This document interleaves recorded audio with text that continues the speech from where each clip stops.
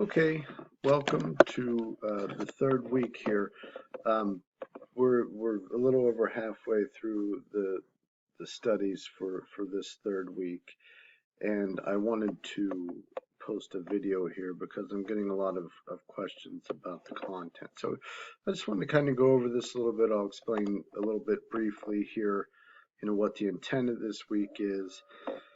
And as you can see here from, the chapters that we're covering this week, we're continuing in our quest to be able to determine if information is good, valid, reliable.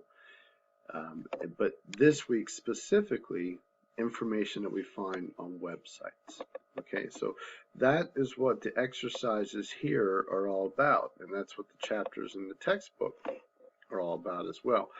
The PowerPoint here for chapter 4, I think, is a good one. It provides some good information about some key things that you can look for when trying to make determination whether information is good, valid, reliable.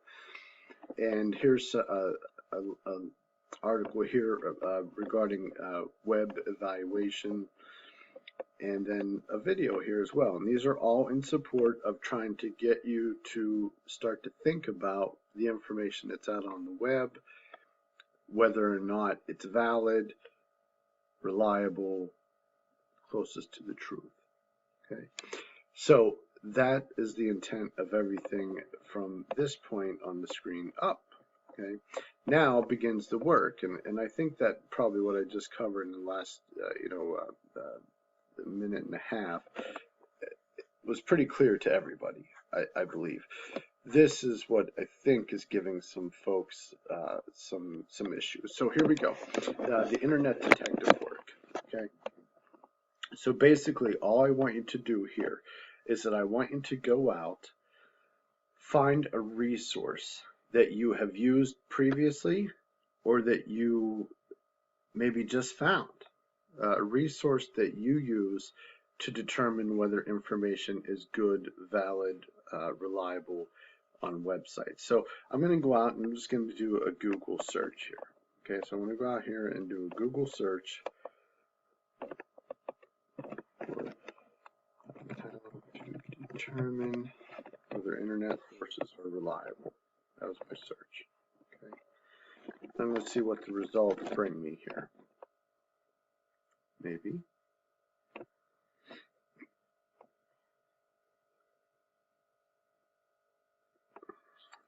Well, if this doesn't load, I'll jump back because I don't want to hold us up on this. Looks like I'm having an internet issue here.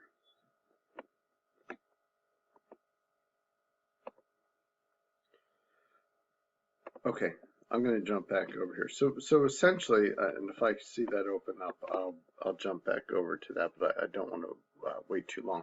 But essentially, what all I'm doing is looking here to gather a bunch of resources that we can collectively look at and use for the class. Okay.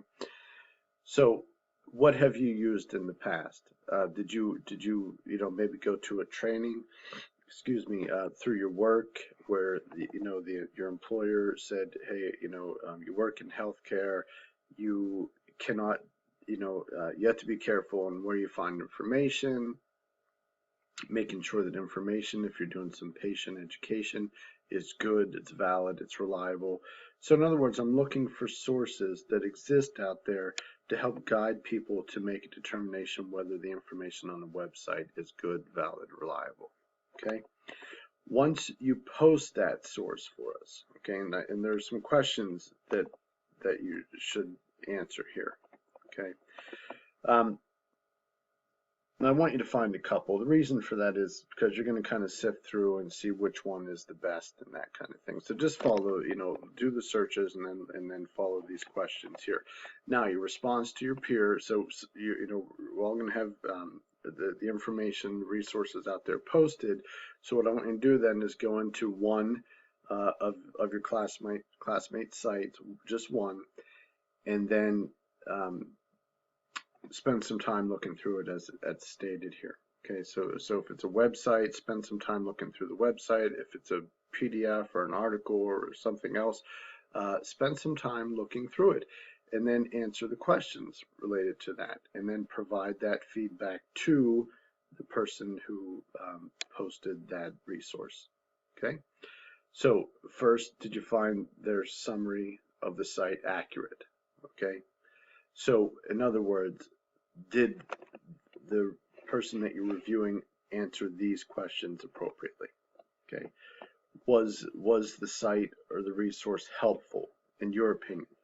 Okay, was there anything new that you learned as a result of viewing this particular person's site or resource that they posted?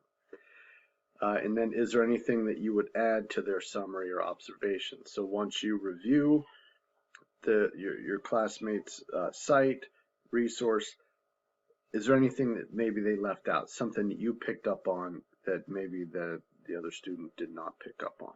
Okay, and that's your response. I'm kind of guiding you a little bit more here with this week's response, and that's what I'm trying to do here, is trying to get us to critically think about the resource, the site that's out there.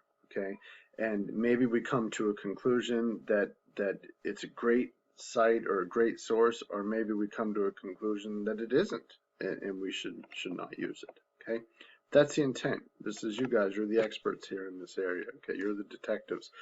You're doing your sleuthing, and then you are going to do some sleuthing on another one of your students' sources as well.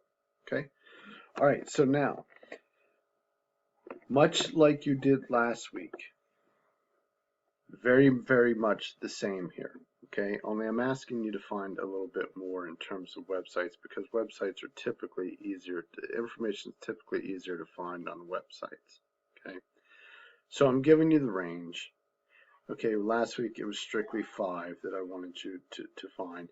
You're doing the same thing this week, only this week you're being asked again to find website sources, period. Okay, not refereed or peer-reviewed journals through the library databases, but websites that exist out there. So find the websites and post the information as it states here. I'm going to be guiding and looking through these closely this evening and Friday, and I'll provide feedback to all the students in this area. I'm not seeing any concerns at this point. I don't see many concerns over what was posted last week, although I do have concerns that maybe not all group members are participating actively in the group process. Remember, it's a group process. However, I will take into account student workload. So not everybody in the group is going to get the same grade, in other words. Okay, I base that on my observations of looking through the work areas, discussion boards, emails that I get from students. So there are a variety of sources and ways that I make that determination. Also, how often students are logging into Blackboard as well. That's taken into consideration too, because I can see how long you're in the group areas. I can see where you are and those kind of things. So please, the message is please participate in the group work.